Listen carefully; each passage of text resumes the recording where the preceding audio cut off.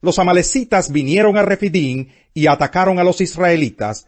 Entonces Moisés le ordenó a Josué: escoge algunos de nuestros hombres y sal a combatir a los amalecitas.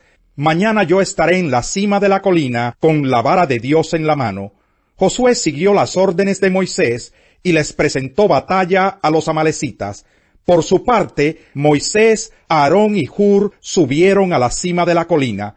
Mientras Moisés mantenía los brazos en alto, la batalla se inclinaba en favor de los israelitas, pero cuando los bajaba, se inclinaba en favor de los amalecitas. Cuando a Moisés se le cansaron los brazos, tomaron una piedra y se la pusieron debajo para que se sentara en ella. Luego Aarón y Hur le sostuvieron los brazos, uno el izquierdo y otro el derecho, y así Moisés pudo mantenerlos firmes hasta la puesta del sol.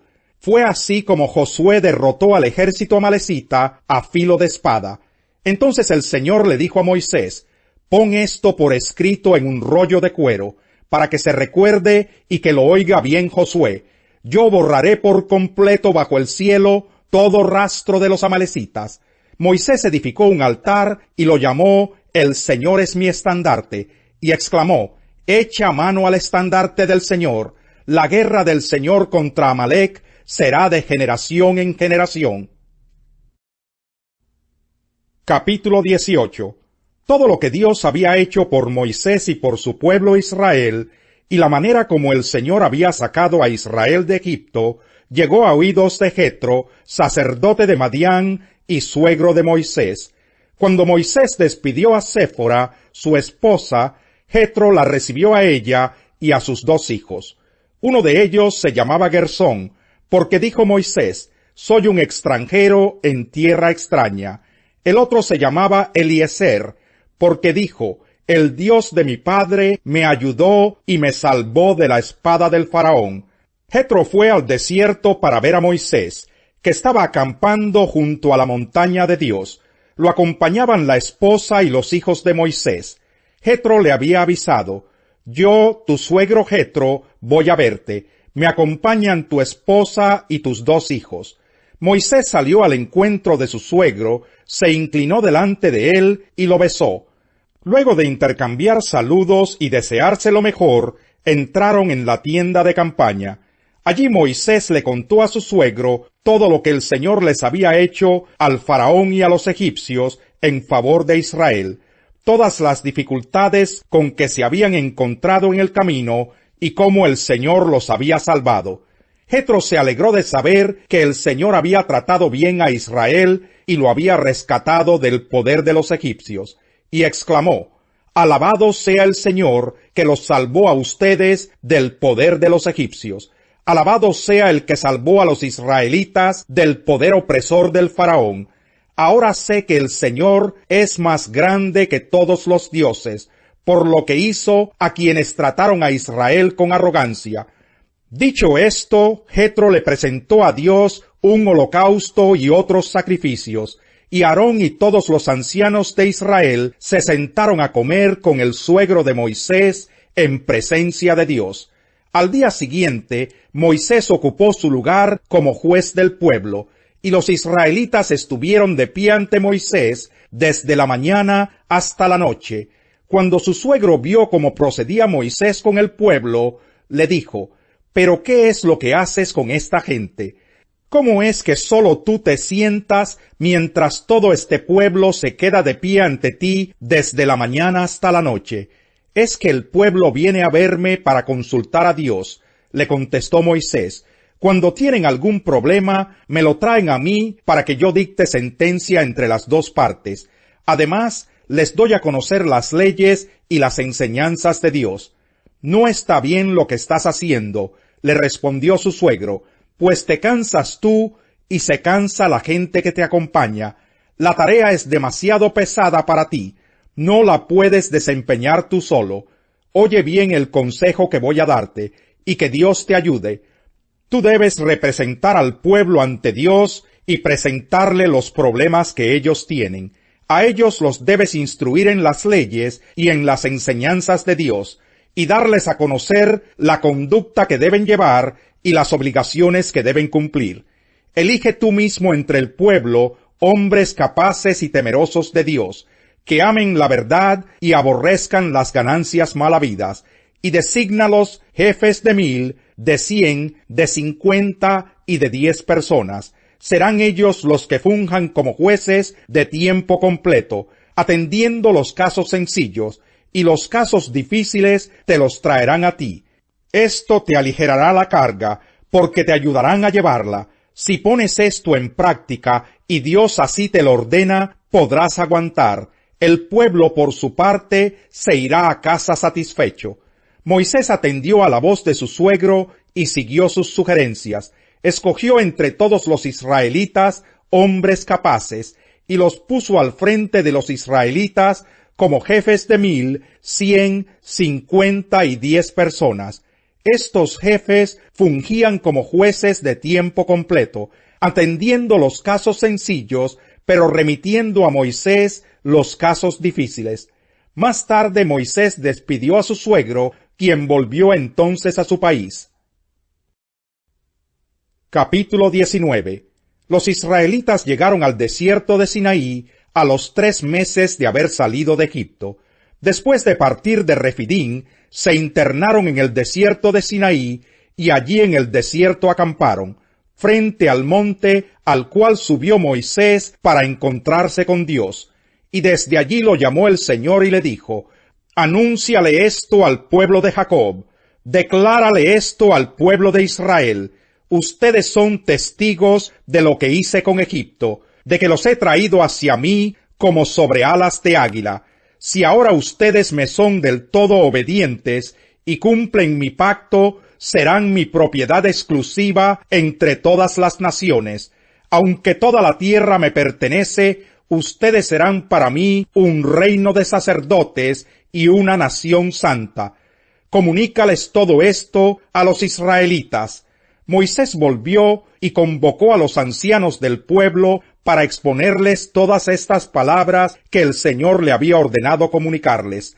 Y todo el pueblo respondió a una sola voz: cumpliremos con todo lo que el Señor nos ha ordenado.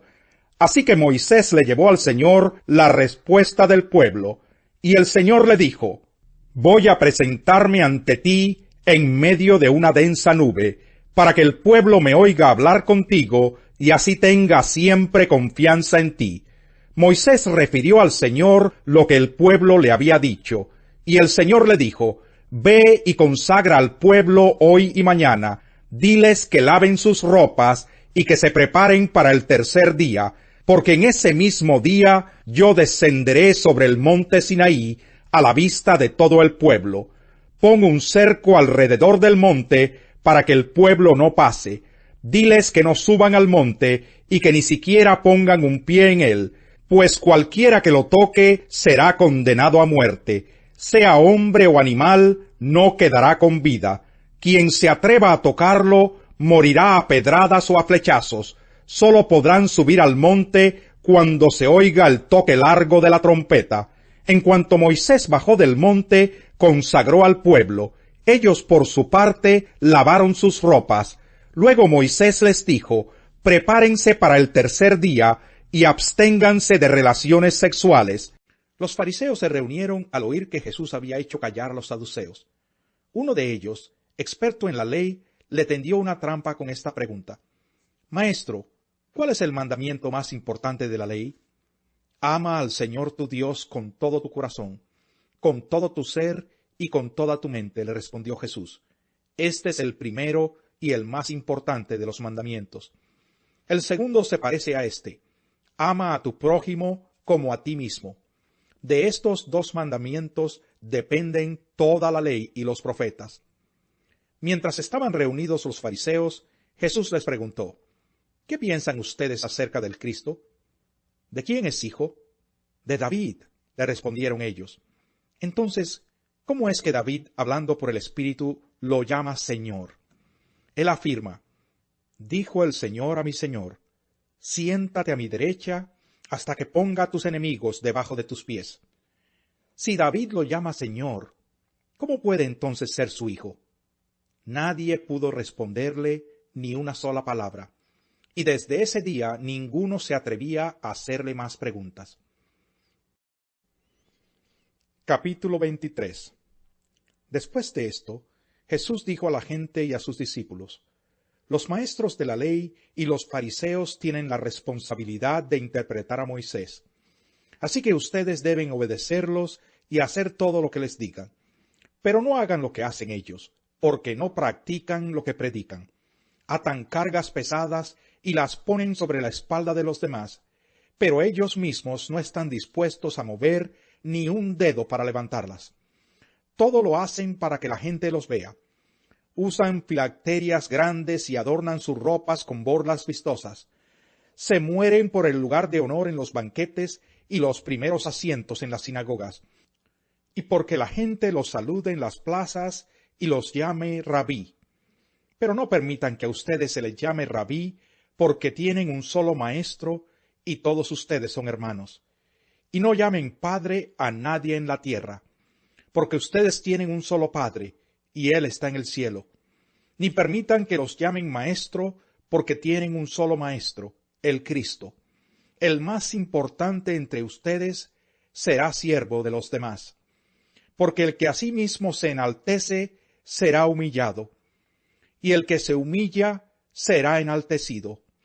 Oye, Señor, mi voz cuando a ti clamo. Compadécete de mí y respóndeme. El corazón me dice, busca su rostro. Y yo, Señor, tu rostro busco. No te escondas de mí.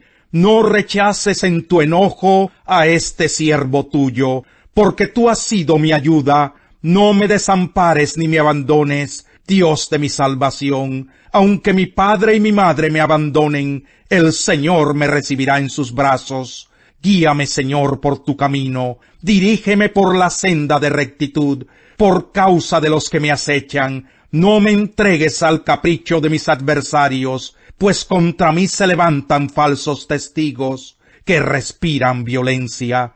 Pero de una cosa estoy seguro, he de ver la bondad del Señor en esta tierra de los vivientes. Pon tu esperanza en el Señor, ten valor, cobra ánimo, pon tu esperanza en el Señor. ¿Puede alguien echarse brasas en el pecho sin quemarse la ropa? ¿Puede alguien caminar sobre las brasas sin quemarse los pies? Pues tampoco quien se acuesta con la mujer ajena puede tocarla y quedar impune. No se desprecia al ladrón que roba para mitigar su hambre, pero si lo atrapan, deberá devolver 7 tantos lo robado, aun cuando eso le cueste todas sus posesiones. Pero al que comete adulterio le faltan sesos. El que así actúa se destruye a sí mismo. No sacará más que golpes y vergüenzas, y no podrá borrar su oprobio, porque los celos desatan la furia del esposo, y éste no perdonará en el día de la venganza. No aceptará nada en desagravio, ni se contentará con muchos regalos.